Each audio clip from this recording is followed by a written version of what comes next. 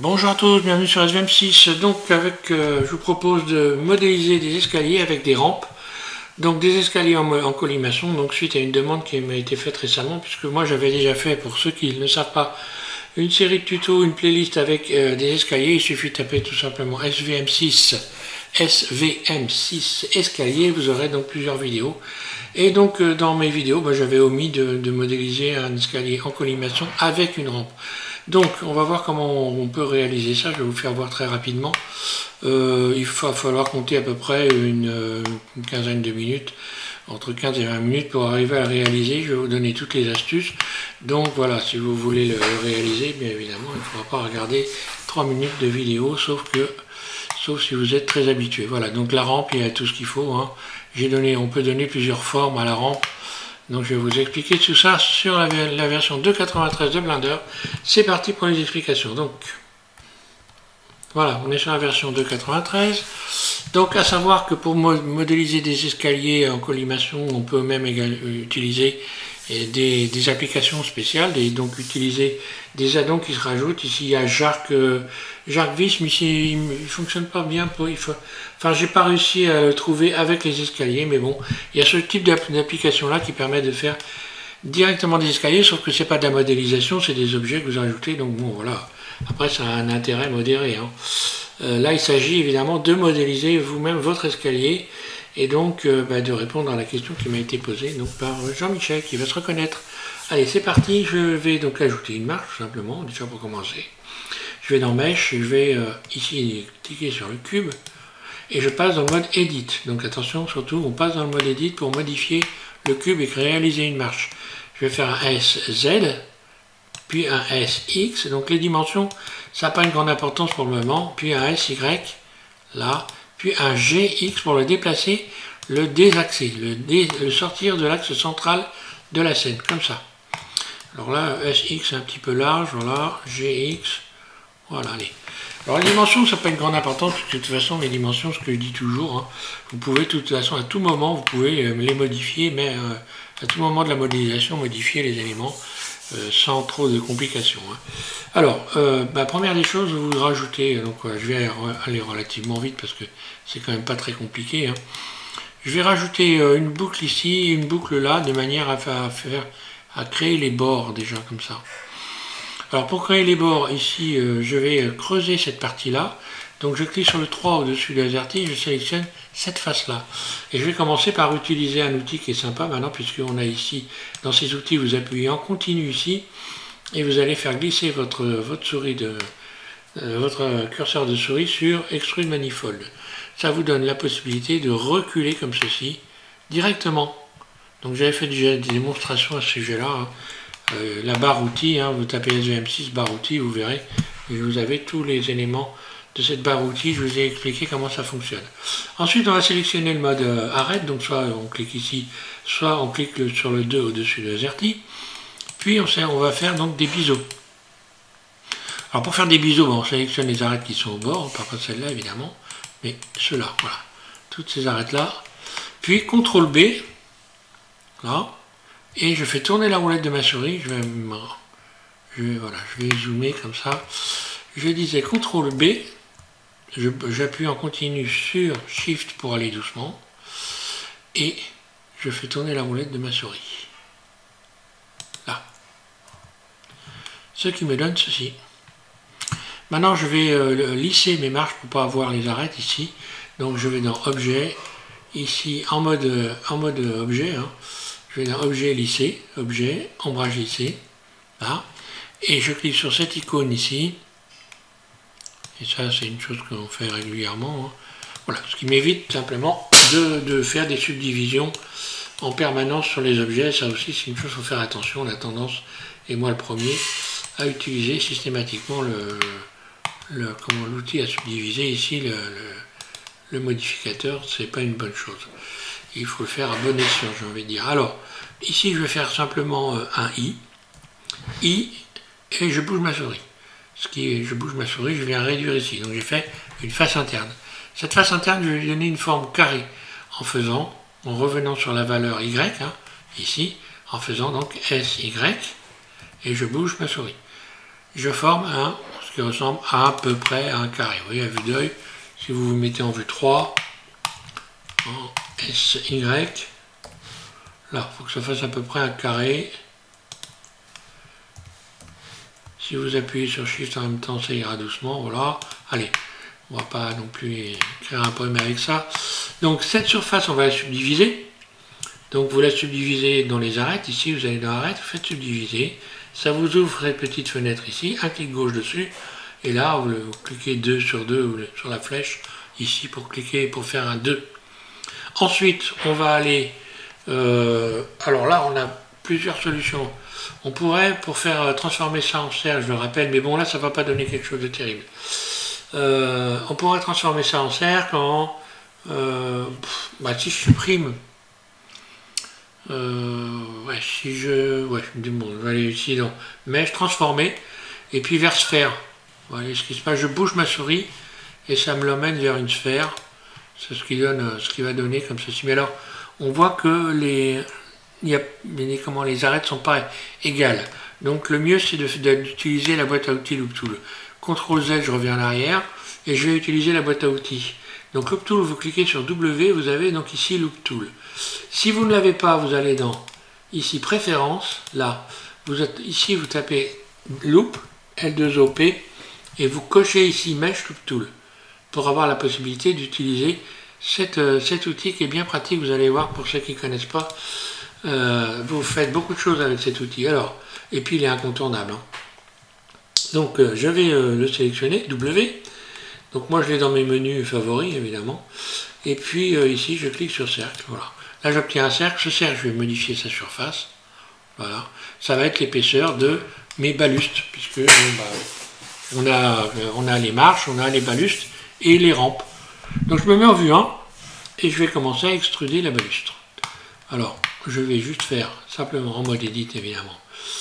Oui, il faudrait que je me mette dans le bon mode edit, voilà. Je fais extrude et je fais ressortir comme ceci légèrement. Voilà. Et je vais utiliser l'outil à faire tourner. Je positionne mon curseur de souris juste au-dessus ici. Hein, et je vais aller ici, donc dans les outils, les fameux nouveaux outils qu'on a pour, enfin dans ces versions qui sont nouvelles, faire tourner. J'appuie en continu sur cette icône, je fais glisser ma souris sur faire tourner et j'obtiens ceci. Donc là, je peux maintenant positionner mon curseur à l'intérieur du curseur 3D ici et faire tourner, je bouge. Voilà, je monte comme ceci, ensemble. Là, ça m'a ouvert cette fenêtre-là, on voit qu'il y a un nombre d'étapes, ce sont les nombres de boucles qu'il y a là. Et là, je vais, au lieu de mettre, pour mettre une valeur sûre, bien nette, je vais mettre moins 90. Moins 90 degrés, bien sûr. Ça fait degrés tout seul. Hein. Voilà, donc là, je peux maintenant faire extrude, E, et bouger ma souris. Là. Je peux donc maintenant commencer à m'amuser, à en faire un G, Z, par exemple.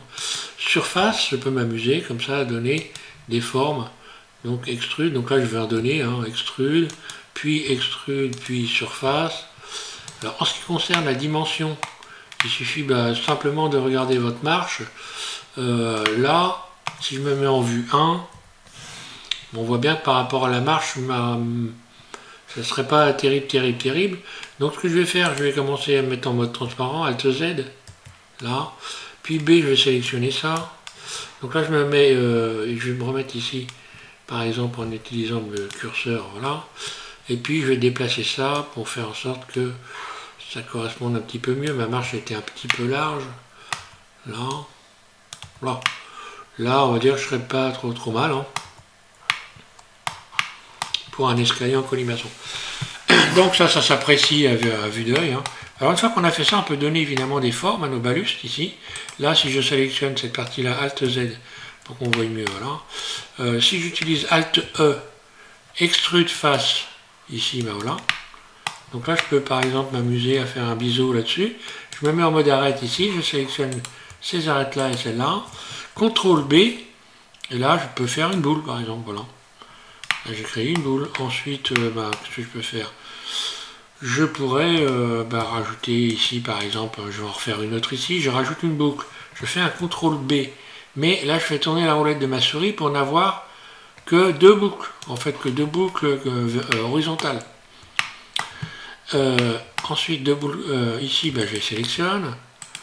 pareil, donc je peux recommencer, je peux en faire autant que je veux. Hein. Tiens, on va faire quelque chose d'un peu différent. Je vais faire oui, non, je vais sélectionner carrément les faces. Alt E, je recommence, je fais ça. Puis je vais faire un SZ pour obtenir cette forme-là, par exemple. Puis CTRL plus SZ. Voilà, j'ai une autre forme.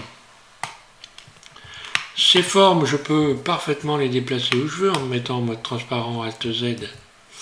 Puis mode vertice 1 au-dessus AZERTY où je clique ici sur cette icône. Puis c'est ici, je descends, hein, je peux modifier la forme générale, par exemple, pourquoi pas. Voilà. Rajouter une boucle ici, modifier la surface comme ceci, pour donner d'autres formes. Bon, ce serait pas très beau, mais voilà, pourquoi pas ça, à la limite. Enfin voilà, après il faut s'amuser, c'est ce que je dis, c'est ce que je dis souvent. Il faut s'amuser à jouer avec à transformer des objets, des objets donc basiques, hein, les transformer pour apprendre à créer des formes. On dissout les arêtes, je reviens ici à la forme basique ici. Bon là par rapport à la marche, peut-être que je pourrais réduire peut-être un peu la surface. Là je trouve ça un petit peu grossier. On va voir si je vais faire une surface. Puis SZ. Ouais voilà, un peu moins grossier je préfère. Bon, de toute façon à savoir que je pourrais transformer tout ça après. Alors, une fois qu'on a fait ça, on va donc maintenant commencer à faire tourner les marches. Alors faire tourner les marches, c'est très simple, on remet le curseur au centre ici, en faisant Shift S, curseur, d'ailleurs j'aurais pu le faire avant, hein, curseur vers origine du monde, Shift S, curseur vers l'origine du monde, et je vais déterminer ici, on va mieux le voir, d'ailleurs je vais changer de mode, hein, je repasse dans le mode Workbench, voilà, ici je sélectionne ça et je me mets en mode rendu comme ça, ça sera un peu plus agréable à regarder. Alors, je vais déterminer que l'axe de rotation de mon ensemble ici se situe donc à l'emplacement du curseur 3D. Donc là, tout simplement, je vais dans Objet, définir origine vers curseur 3D. Maintenant, si je fais un RZ, ma marche et ma baluste tournent sur l'axe Z. RZ, un clic droit, je reviens au même endroit. Alors, ensuite, une fois qu'on a fait ça, bon, maintenant j'estime à peu près la hauteur de je vais recommencer à estimer à peu près la hauteur de ma marche ici, de ma baluste. Donc mode transparent Alt Z, C, je sélectionne tout ça. Donc attention à faire les bonnes sélections. Ouais, on va dire que là je serai pas mal, mais de toute façon si besoin je changerai, je reverrai les choses pour l'esthétique, on verra ça plus tard. Allez, on a ça, donc voilà, maintenant je vais pouvoir donc dupliquer cette marche en allant lui attribuer ici dans mon modificateur, donc propriété du modificateur, un clic gauche sur cette icône là, puis un clic gauche sur ajouter modificateur, et là vous allez cliquer sur tableau, array pour ceux qui sont en anglais. Voilà. Alors, ici, oui, parce que moi je suis en français, hein. Et donc, voilà, je décoche ici décalage relatif. Ok. Ensuite, ici, je vais cliquer sur décalage constant. Puis, ici, j'ouvre cette fenêtre et là, ici, à cet endroit-là, je fais un clic gauche et je tape 0. Je vais juste maintenant faire en sorte de décaler l'ensemble ici en venant mettre ma marge, je me mets en vue 1. Faire en sorte qu'elle soit bien positionnée, je modifie cette valeur, voilà, de manière à ce qu'elle soit l'une au-dessus de l'autre, qu'il n'y ait pas de jour entre les deux marches. Une fois que j'ai fait ça, et bien là maintenant je vais pouvoir définir l'objet qui va me permettre de faire tourner les marches. Je clique ici sur objet de décalage, je clique sur la petite flèche qui est là, je coche objet de décalage et je vais chercher l'empty. Donc l'empty que je n'ai pas encore mis, je vais donc retourner dans le mode objet. Ça c'est un truc que j'aurais dû faire déjà depuis le début. Là mon curseur 3D est à cet endroit-là. Lorsque je vais ajouter ici un empty plein axe, l'empty vient se positionner là. Vous pouvez l'agrandir si vous voulez le voir mieux encore. Voilà, je ferme cette fenêtre, elle ne me sert à rien. Et cet empty va me permettre de faire tourner les marches. Comme l'axe de rotation évidemment de cet empty se situe au même endroit que l'axe de rotation des marches, eh bien je vais pouvoir déterminer, donc là je retourne avec les marches ici dans le tableau, hein, dans le array, puis je clique sur vide ici, donc objet vide, là. Donc maintenant ce qui me permet, lorsque je retourne, je vais en mode objet, je sélectionne ici l'empty. Si je fais une rotation RZ, vous allez voir que ça décale ma marche ici. Donc là, je viens me positionner au bord, là, hein, de manière à faire une sorte de trait ici. Et si je rajoute des marches, ben on va voir ce que ça va donner. Je sélectionne les marches, je rajoute des marches, ça va continuer à tourner. Voilà. Ici, je modifie la valeur, donc on peut en mettre autant qu'on veut. Ça continuera à tourner autant de marches que vous allez le faire. Voilà. Donc là, je vais en mettre simplement 13. 13 marches, et puis maintenant on va voir la rampe. Alors pour la rampe, une chose est simple, hein. Donc là déjà on n'applique pas pour l'instant, hein. Pour la rampe je vais juste donc me positionner juste au-dessus ici, là, sélectionner cette face là, je me remets en vue 1 et je vais emmener, alors là maintenant je peux remettre ici à 0, ça sert à rien, hein, vous mettez à 1, et je vais donc emmener mon curseur 3D à l'endroit où j'ai sélectionné ici cette face. Shift S, curseur vers sélection. Puis je me mets en vue 1 et j'ajoute un cube. Ajouter, cube. En mode objet. Je réduis la surface du cube, enfin le volume du moins, de manière à ce que ça coïncide à peu près avec la surface, avec l'épaisseur d'une rampe. Là. Ben maintenant on va lui donner une petite forme à notre rampe. Alors pour lui donner une forme, on va encore une fois utiliser, en sélectionnant cette arête-là et cette arête-là par exemple, on va utiliser l'outil à biseauter. Donc là je vais faire CTRL B, je bouge ma souris et je tourne la roulette de ma souris, un clic gauche comme ça pour rajouter quelques arêtes. D'ailleurs j'aurais pu en rajouter plus, je reviens en arrière, CTRL B, rajoutez-en quand même quelques-unes pour avoir des belles formes par la suite. Donc là j'en ai mis, on voit en bas, si vous regardez en bas à gauche, regardez quand je fais tourner la roulette, ah bah non on ne voit pas là, malheureusement, ben non. Un clic gauche, c'est marqué nulle part. Bon c'est pas grave, vous en rajoutez donc une poignée on va dire, et ça vous ouvre cette fenêtre biseautée. Vous allez cliquer sur personnaliser. Et là, vous pouvez donner la forme que vous voulez à votre rampe. Donc là, moi, ce que je vais faire, je pince ici un clic gauche en continu, j'attrape cette partie-là. Lorsque je lâche, voilà ce que ça donne. Et si j'attrape en plein celle-là, et que je fais ça, ben voilà, j'ai cette forme-là. C'est à peu près la forme, ce qu'on voit comme forme d'une rampe, hein. Après, pour venir adoucir un petit peu tout ça, je vais pouvoir sélectionner, par exemple ici, ces arêtes-là. Celle-ci, celle-ci, celle-ci, et puis également celle qui est à l'intérieur là, et celle-là. Et je recommence, je vais faire un biseau, mais sauf que là, CTRL B, vous allez voir, ça fait un biseau bizarre, parce que ça a gardé en mémoire ce que j'avais donc programmé ici. Donc je vais cliquer maintenant sur Suprellipse, là, voilà, et voilà, et j'ai cette forme-là, qui ressemble plus à la forme d'une... Alors maintenant je peux modifier sa hauteur, hein. Bon alors sa hauteur c'est pas ça, hein. Donc plusieurs façons de procéder. Soit je sélectionne la face qui est en dessous ici, et je fais un G, Z, comme ceci, puis je resélectionne CTRL L, la totalité, CTRL L, voilà, puis je viens régler en haut aussi, je me mets voilà comme ça, hop, puis je vais la rentrer légèrement dedans, et je vais lui appliquer une rotation, là, comme ceci. D'ailleurs on le fera après, on va voir. Bon voilà, donc peu importe, maintenant j'ai ça. Donc la rampe, vous la mettez à la taille que vous voulez. Je vais cliquer ici sur 13 marches. Et voilà. Donc là, j'ai mes petits morceaux de rampe. Je me mets en vue 3 pour être dans une vue axée. Et je vais appliquer une rotation à la sélection ici, de manière à ce que ça corresponde dans l'angle ici, donc ça, à vue d'œil, ça se fait très bien. Hein. Regardez, voilà, j'imagine, je trace un trait imaginaire entre les éléments ici, comme ça, pour me dire que tout ça va pouvoir se rejoindre. Donc pour le rejoindre, ben, vous allez voir que c'est extrêmement simple. Ensuite, ben, je vais appliquer en mode objet.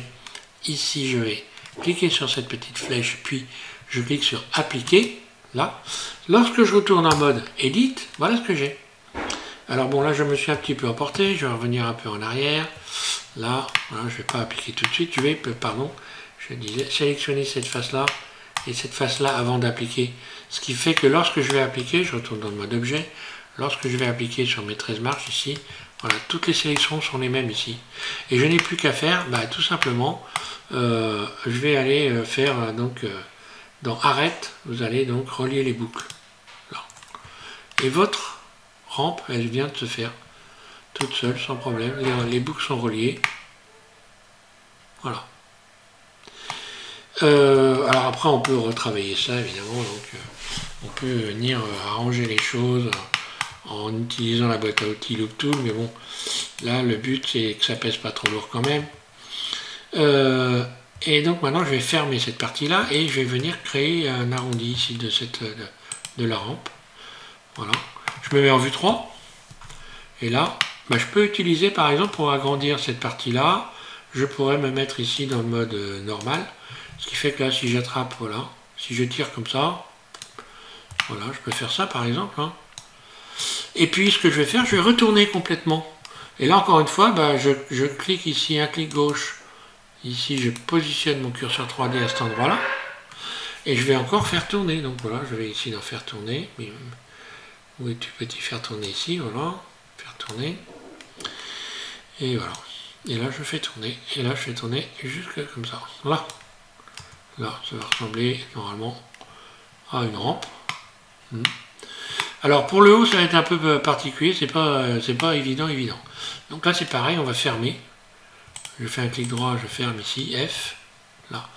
Et je vais emmener mon curseur 3D vers la sélection. Je me mets dans une vue à peu près par rapport à la vue, voilà, à peu près axée. Voilà, de manière à ce que je voie un profil comme ça. C'est ce qui va le plus vite, hein, c'est pour ça que je le fais comme ça. Donc si j'utilise ma poignée de déplacement, je peux encore là une fois de plus tirer dessus. Puis emmener le curseur 3D sur la sélection ici. Donc ça, il faut le faire comme ça. Hein. Donc je fais Shift S, curseur vers sélection. Donc là, il est placé en plein milieu de la sélection. Je vais juste la baisser un peu comme ça. Là, je la baisse. J'abaisse le curseur 3D juste ici, hop là. En faisant un clic gauche ici. Donc le mieux, c'est encore que... voilà. J'ai la poignée qui me gêne là. Je vais la baisser là. Donc je peux l'attraper si je clique ici là. Je l'attrape en cliquant à gauche en continu et je viens le descendre ici. Là. C'est ce qui est le plus simple en fait. Je peux maintenant resélectionner la poignée par exemple. Et puis, ou alors même ne pas la resélectionner d'ailleurs. Je peux rester là comme ça. Et je vais juste aller chercher une fois de plus faire tourner. Là. Normalement ça devrait fonctionner. Je passe mon curseur en plein milieu du curseur 3D et je fais ça là. Alors si c'est pas bien tourné, c'est que j'étais pas axé correctement.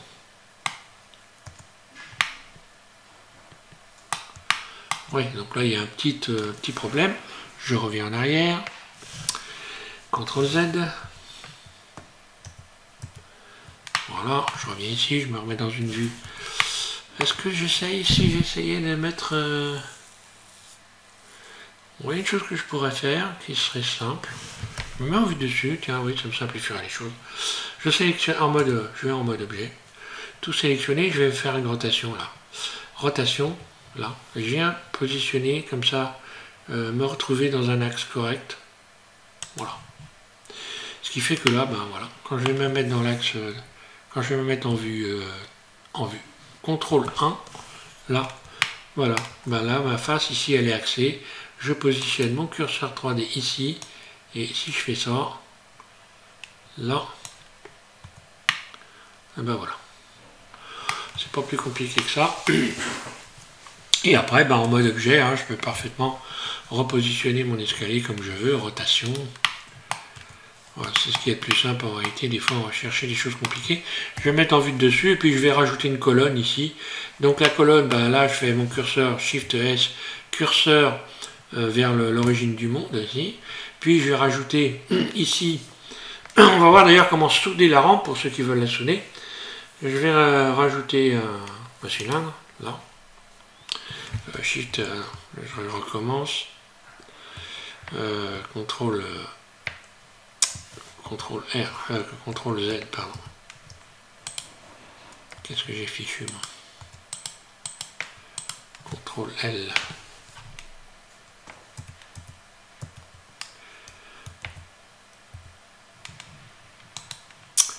Je recommence, je reviens en mode objet, pardon. Je vais rajouter, donc je disais, un cylindre en mode objet. Voilà, hop.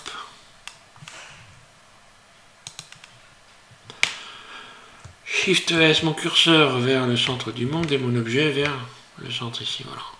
Et là, je fais juste en sorte que j'augmente la surface, de manière à ce que toutes les marches ici soient prises dans la colonne. Je vais l'ajuster, je me mets en vue 1, G, Z, ici, à la base, G, Z, là, mode Edit, j'attrape cette face-là, mode face, G, Z, là, voilà, tout simplement. Je vais la lisser, en mode objet, lisser, puis je reviens ici, sélectionner, auto-lisser, et voilà.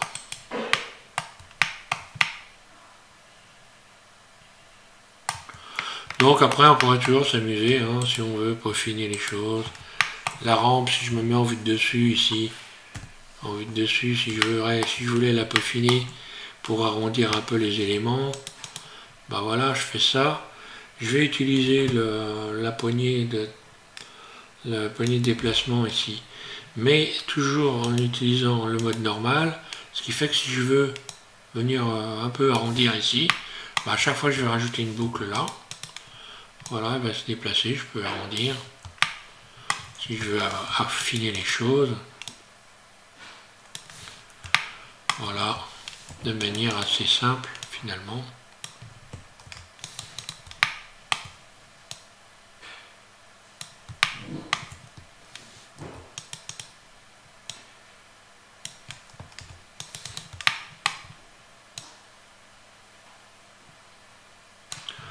Donc là, il faut vraiment y aller doucement. Hein. Alors maintenant, tout dépend de ce que vous avez besoin. Si vous avez besoin vraiment de faire des rampes subdivisées, bon, bah, on subdivise dans ces cas-là. Hein. Voilà, élément par élément. Je viens un peu peaufiner ça. Les courbes ici. Hein. Je me rappelle même plus si j'ai lissé les faces d'ailleurs. Alors, en ce qui concerne, alors on peut toujours, par exemple, la sélectionner, CTRL L, ma rampe. Je vais faire P, nouvelle sélection, P. Donc là, je me retrouve avec en mode objet deux objets, donc la rampe G et ici l'escalier. Là. Et après, alors maintenant je peux toujours tenter, voir, tiens, essayer, voir si est-ce que si je faisais une subdivision, qu'est-ce que ça donnerait? Franchement, j'ai pas encore essayé, on va voir, on va le faire. Faut toujours faire des expériences, hein. Donc subdivision de surface, qu'est-ce que ça donne, subdivision de surface? Est-ce que, hop là, j'ai pas choisi le bon élément. Je recommence ici, voilà, subdivision de surface. Qu'est-ce que ça va donner? Bah voilà, regardez, pas joli ça, elle est parfaite. Donc là, évidemment, il faudra que je l'applique. Je vais donc l'appliquer. Une fois, ça suffit, il ne faut pas exagérer. Donc je fais appliquer. Voilà. Ensuite, je sélectionne en appuyant sur Shift en même temps l'escalier. Et je vais, pour souder l'ensemble, faire Shift, CTRL, plus. Là. Voilà. Alors, lorsque je retourne dans le mode objet, eh bien, vous allez voir que dans le mode Edit, pardon, voilà, vous allez voir que tout a été soudé, parfaitement soudé ici. Là. Alors, je vais regarder si tout est bien fermé par contre, parce que voilà. Est-ce que ça c'est bien fermé? Là. Non, là elle n'est pas fermée, je ferme. Ça se trouve, elle est même peut-être bien imprimable. On va regarder si c'est imprimable éventuellement. Là c'est fermé, il n'y a pas de problème. Normalement je n'ai pas d'ouverture. Allez, on va regarder ça histoire de s'amuser un petit peu. Et puis de finir en beauté. On va, voilà, N. Impression 3D.